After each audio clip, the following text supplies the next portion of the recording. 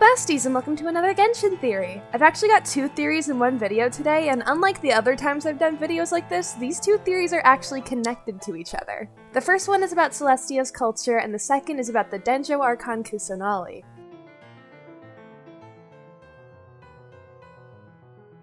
Have you guys noticed the insane amount of references to Indian culture in Genshin? I always knew it was there, but I only recently noticed just how prevalent it all is. The character ascension materials are all named after Hindu gods. Hu Tao's signature weapon, Staff of Homa, references a Hindu ritual meant to purify the environment by means of fire. The subtitle for the Sumeru Archon quest mentions Puranas, Indian religious text, and Kalpas, a concept from Buddhist cosmology. I've already talked extensively about Kalpas and what they could end up meaning in Genshin, so I won't make you listen to me talk about that again today. Instead, let's talk about Genshin's main characters and how their stories may line up with the real-life Indian religious counterparts. Elemental character ascension materials are all named after Hindu gods. For example, the Hydra ones are called Varunada. This comes from the god Varuna, who represents the oceans and justice, just like Genshin's Hydro Archon. The only one whose name doesn't come from a god is the Electro one, Vajrada. This name comes from Vajra, a ritual weapon bearing the properties of diamonds and thunderbolts. This lines up with how A lived not as a god, but as a weapon for her sister. It's little details like that that make Genshin's world building and writing so smart to me. The Hindu god Agni stands out to me more than the others mentioned in Genshin.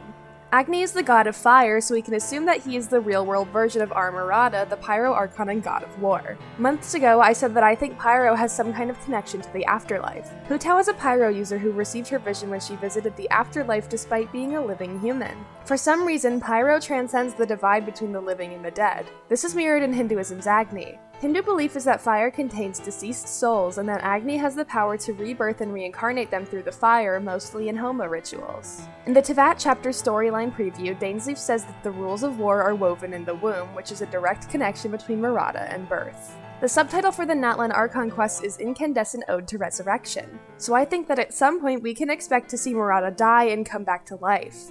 If not her, then maybe she'll have the ability to revive the dead. Agni is a powerful god in Hinduism, but not as powerful as Indra. Indra is the god of the gods, like how Celestia controls lesser deities in Tevat. Indra is referred to as the lord of the heavens, the breaker of forts, and the wielder of Vajra. Remember how Vajra appears in Genshin as a reference to A? You could argue that Makoto is the Genshin version of Indra, but I still think that Celestia represents Indra. A says that she is the closest to the heavenly principles, which obviously means Celestia. I think that the Electro Ascension materials being named after a Hindu weapon rather than a god is just a subtle reference to that. Those are just character specific, but I actually think that Indian religious beliefs apply to the entirety of Tevat. A long time ago, even before the Archon War, a being called the Primordial One united all human and Seelie civilizations. This was a short-lived but prosperous era for Tevat. I and many other theorists believe that the Latin language found throughout the continent was the universal language of this time. From the Enkinomian book Before Sun and Moon, we know that the people of this time loved their deity, the Primordial One, and they loved their people just as much. But all good things must come to an end, and the unified civilization collapsed when someone called the Second Who Came entered Tevat and started a war. After this war ended, the cosmic cycle was created by the unknown victor. We've been over that 1,000 times, but today I bring it up to talk about it for other reasons. We've never really talked about the culture of Celestia other than its inception after the war between the Primordial One and the Second Who Came. But I think Celestia's culture may be based on Indian culture given what we know about Hindu and Buddhist references in the game so far. Celestia's cosmic cycle is based on the Buddhist cosmic cycle of Kalpas, and their most influential and well-known organization, the Archons, is based on Hindu gods. The Archons still fall into that Indian culture a little bit because technically they are low-ranking members of Celestia, and if you look at the Hindu gods that their ascension materials are named after, it's clear that their stories and abilities are based on Hinduism. So hopefully the references to Buddhism and the subtitle for Sumeru's Archon quest are more about Celestia than Sumeru. A lot of people, including myself, were really upset at the implication that Hoyoverse would be mixing Indian and Arabic cultures together in Sumeru, so maybe that's a way to separate it and still be respectful of both. Like, I was pretty upset when I saw that they were combining two very different cultures into one thing, but maybe the Indian stuff is more about Celestia, and we just happen to be learning about it in Sumeru. Now, Scaramouche's hat, does it remind you of anything? This is the Dharma Chakra. It's a Buddhist symbol that represents Buddhist law, the Four Noble Truths, and the Eightfold Path. Scaramouche is not a member of Celestia, but he certainly has connections to them. He was created by A, who is or at least was at one point a member of Celestia.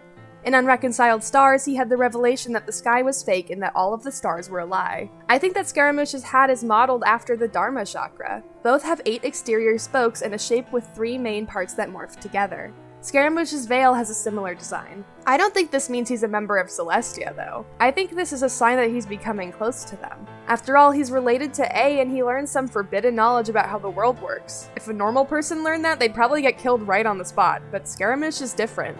For a long time, I've been thinking that Scaramouche won't be able to wield A's Gnosis and that he'll die trying. But now I'm not so sure. I still think Scaramouche will die, but definitely not from using the stolen Gnosis. He's probably gonna end up using it perfectly fine.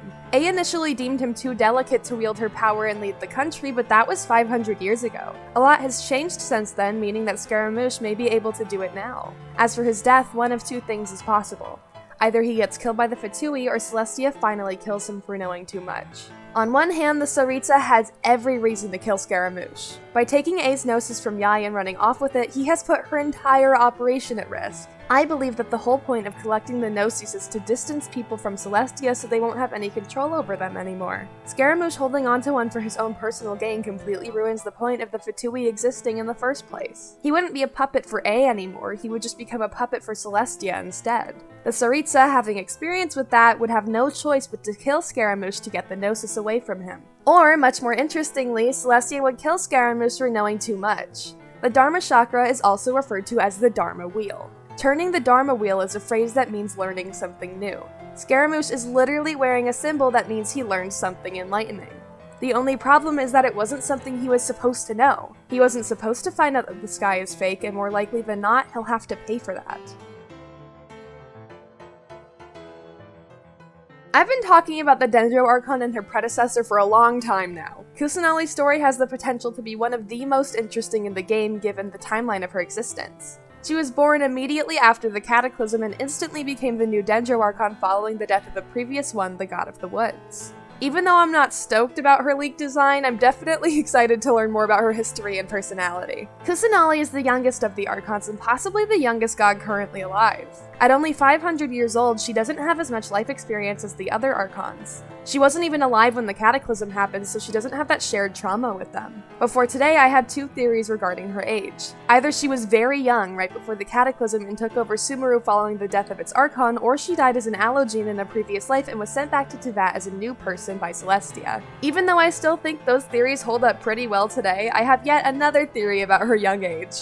In Teyvat's oldest days, the Primordial One created 4 shades of themselves. These shades were separate beings born from the Primordial One, but still connected to them in some weird spiritual way. Lots of people think that Istaroth, the lost god of time, is one of these 4 shades. This isn't the only instance of someone splitting themselves into more than one being, though. Ashtaha split his consciousness into a little girl named Jio and a man named Kunjun, along with retaining some of it for himself. A literally built a perfect clone of herself to run Inazuma in her absence. Some people, myself included, think that the Thunderbird went to Mondstadt during one of her many trips away from Surumi Island, and while she was there, she split herself into Kana, Kapatsira, and Oz. Point is that people can just split themselves up into multiple autonomous entities with no problem into that. If A could do it, her fellow Archons probably can too. The God of the Woods, in their final moments, may have split their existence into Kusanali. The God of the Woods is generally thought of as the god of all plant life, but Kusanali is specifically the god of grass and flowers. Her being a shade of the God of the Woods would explain why she's the god of specific plants instead of just all plants. One of the most frustrating things about Kusanali is that we don't know what her demon name is. All of the gods into that are named after demons listed in the real-life book, The Lesser Key of Solomon. Leakers have said that Kusanali has 2 names, the first being what we've been referring to her as the whole time, and the other being Nahida. Some of the demon names in Genshin are bastardizations of the actual names listed. For example, Istaroth is named after Astaroth, and Osial is named after Ose.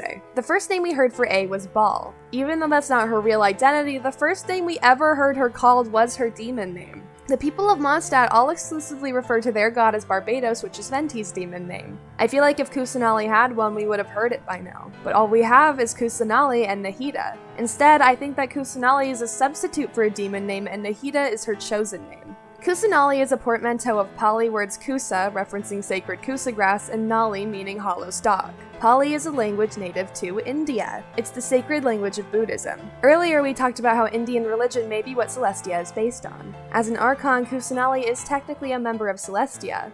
Whether or not she was born into it is a debate for another day, but the point is that her name is certainly unique. Either she is a direct descendant from Celestia, which supports my theory that they sent her to Teyvat to live a second life after dying as an allogene, or the god of the woods named her Kusanali as a reference to the culture that she would become a part of.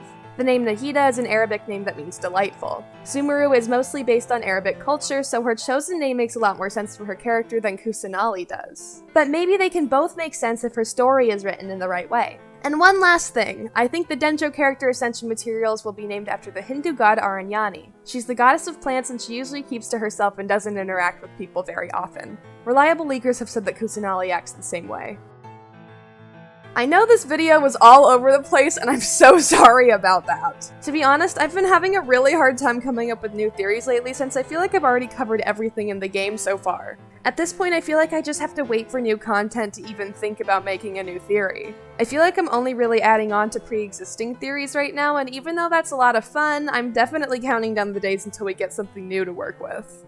Thank you so much for liking, commenting, and subscribing, and I'll see you next time. Bye, besties!